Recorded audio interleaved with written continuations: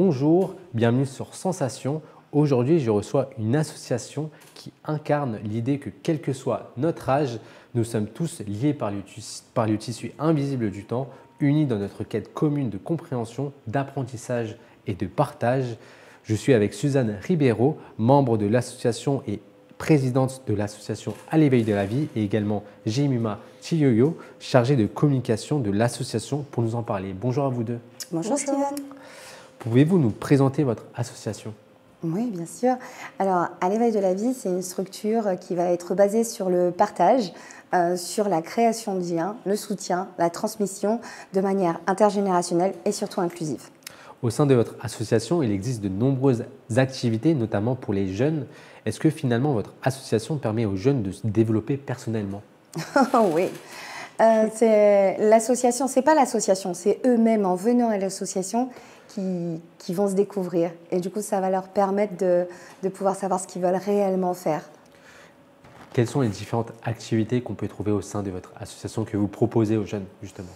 Alors, les jeunes vont avoir un laps de choix en fait vis-à-vis des activités qu'on a à l'association. Ça va être dans l'événementiel, être dans la com, puisqu'aujourd'hui on a par exemple sur le pôle communication au niveau d'À l'éveil de la vie 3 jeunes. Donc Aurélie Valla qui est social media manager, qui est maintenant depuis 2 ans, elle était même là avant que l'association existe.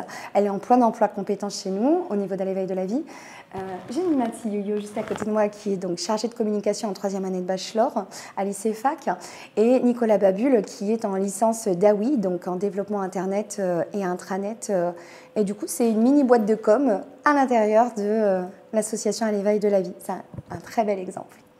On sait que le marché du travail devient de plus en plus dur, que certains jeunes peinent à trouver du travail, même avec de bons diplômes. Votre association permet donc de les accompagner au mieux et de les professionnaliser. Pourquoi avoir fait ce choix justement d'être une structure qui peut aider les jeunes ? Concrètement, je pense que c'est parce que moi déjà de base, j'ai pas forcément eu l'accompagnement dont j'aurais eu besoin. Et aujourd'hui, les jeunes sont un vrai moteur d'un point de vue énergie, d'un point de vue idée, et c'est eux les adultes de demain, c'est eux les plus connectés au monde d'aujourd'hui. Donc aujourd'hui, il faut vraiment être avec eux, et aussi à la fois les anciens, parce qu'il faut vraiment ce côté intergénérationnel pour pouvoir avancer ensemble dans une même direction.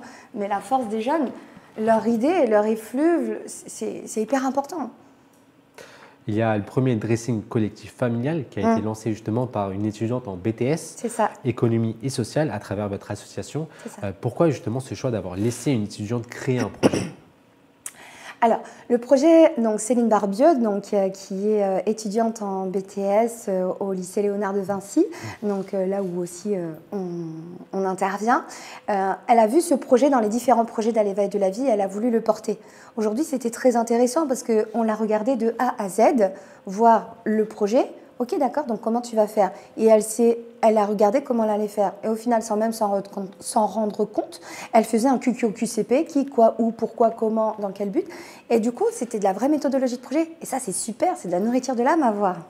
C'est un peu l'essence même, si je peux me permettre d'en rajouter, l'essence même de l'association AEDV. On est là vraiment pour porter les projets et laisser, en fait, nous laisser développer nos projets jusqu'au bout. Et vous avez le but, l'exemple même avec Baby Echo. Baby Echo, ouais. En fait, le but d'avoir mis en place Baby Echo, c'est aussi montrer d'un certain côté que vous pouvez laisser les jeunes mener à bien leur projet.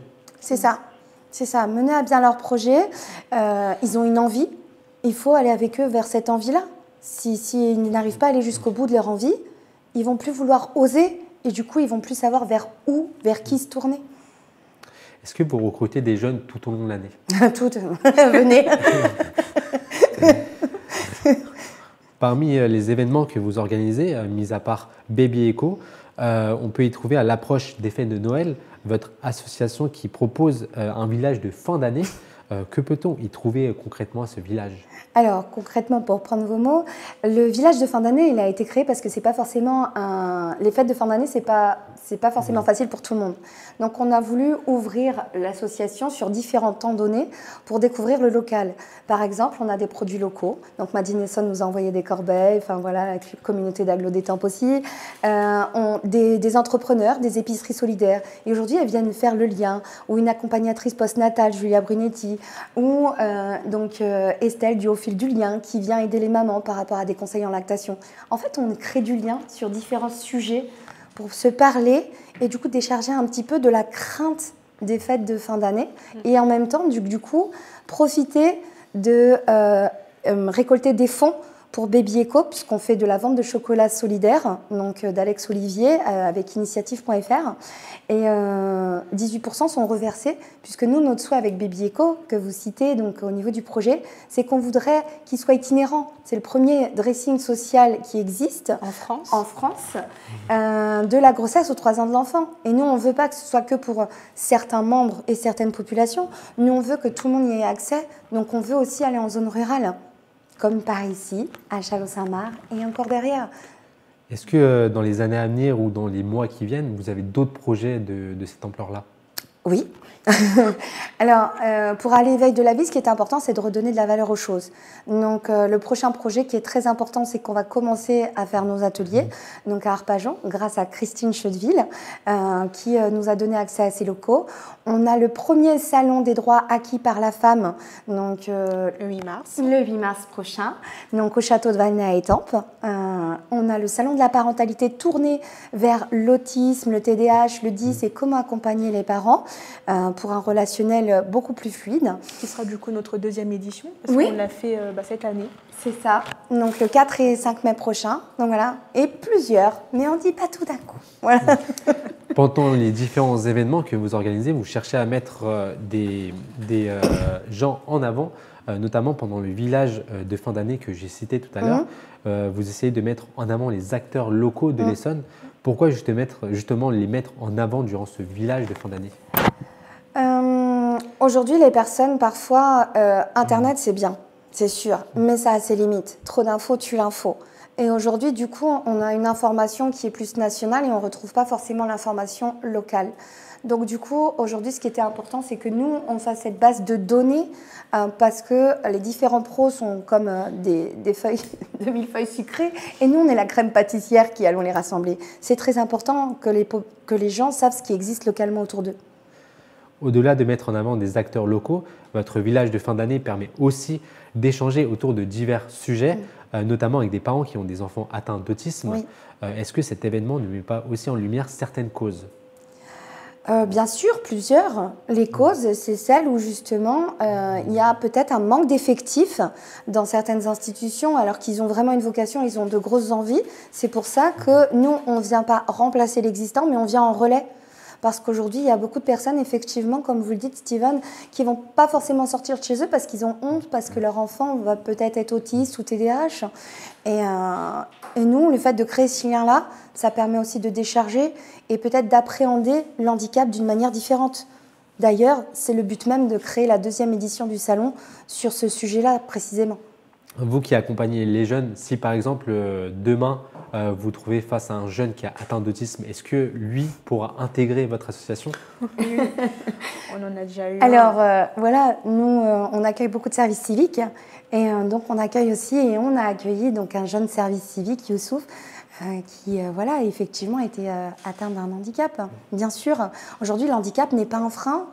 Je suis moi-même une personne en situation de handicap, pourtant ça ne se voit pas. Et votre association met en moyen des mesures pour s'adapter face aux jeunes. Quelles sont les mesures que vous mettez en place? Alors, ce qu'on va mettre en place, c'est par exemple, ne serait-ce que quelqu'un qui soit atteint de dyslexie, on est en train de mettre en place notre communication pour qu'elle soit lisible par tous. On est en train de mettre en place en fait un accès à tout ce qui est numérique. Aujourd'hui, on est en partenariat avec Speechy et Algora, où on est en train de se faire former sur le codage numérique, entre autres Nicolas qui est en licence d'AWI chez nous, puisqu'on va être référent en fait en tant qu'école numérique pour Algora. Donc, et là, justement, on va du coup rendre ce côté codage, va rendre une inclusivité par rapport à certaines personnes qui du coup vont peut-être être porteurs d'handicap et vont pas avoir la parole aussi facile. Merci Suzanne Ribeiro et Jemima Chiyoyo d'avoir répondu à nos questions et d'avoir été avec nous sur Sensation. Je rappelle que vous êtes membre de l'association et également présidente de l'association. Jemima Chiyoyo, vous êtes chargée de communication au sein de l'association À l'éveil de la vie. Pour plus d'informations sur votre association, rendez-vous sur votre Instagram À l'éveil de la vie. Et pour revoir ou réécouter cette émission, rendez-vous sur notre site et notre application Radio Sensation.